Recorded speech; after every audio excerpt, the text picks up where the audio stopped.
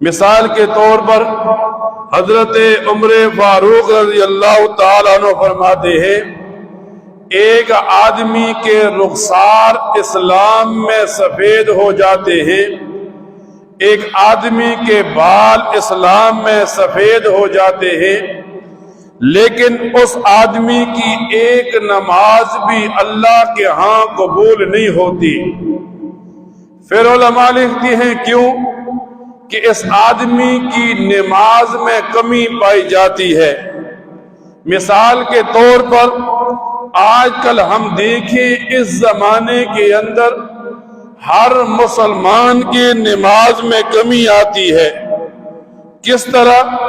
ایک آدمی نماز پڑھنے کے لیے آیا، چلو باقی سارے کام ٹھیک کر لیے، جب رکوع کی باری آئی تو اب رکوع کے بارے میں شریعت سکھاتی ہے کہ یہ آدمی اپنے ہاتھ کی انگلیوں سے اپنے گھٹنوں کو پکڑے گا، اس آدمی کا پیٹھ اور اس آدمی کا سر برابر ہو جائے گا۔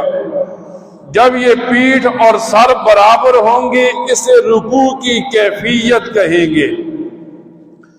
پھر جب رکوع سے کھڑا ہونے کی باری آئی، رکوع سے کھڑا ہونا نمازی کے لیے واجب تھا، آج ہم نے کیا کیا؟ رکوع سے تھوڑا سا اوپر ہوئے، آسانی کے لیے سجدے میں چلے گئے۔ فقہا لکھتے ہیں رکوع سے کھڑا ہونا واجب تھا، اب یہ آدمی رکوع سے سیدھا کھڑا نہیں ہوا تو اس پر سجدہ سہو واجب ہو گیا۔ اس آدمی نے سجدہ سہو نہ کیا تو اس آدمی کی نماز فاسد ہو گئی، اس آدمی پر اس نماز کو لوٹانا لازمی ہے۔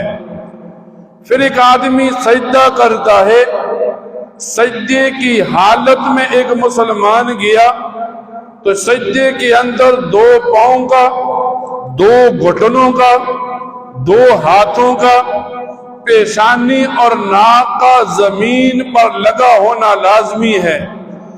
آج ایک مسلمان سجدہ کرتا ہے، زمین سے پاؤں اٹھا لیے، سجدہ ناقص ہو گیا تو نماز ناقص ہو گئی۔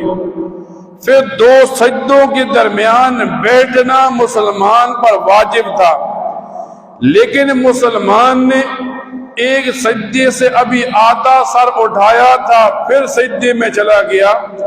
فقہا لکھتے ہیں سجدوں کے درمیان بیٹھنا واجب تھا، اب اس آدمی نے سجدہ چھوڑ دیا، بیٹھنا صحیح نہیں کیا، واجب چھوٹ گیا تو سجدہ سہو لازم ہو گیا۔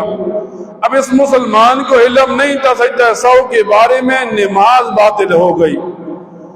اب ایک آدمی مسجد میں آتا ہے، سجدہ کرتا ہے، سجدے کی کیفیت 4 چیزیں بتلاتی ہے۔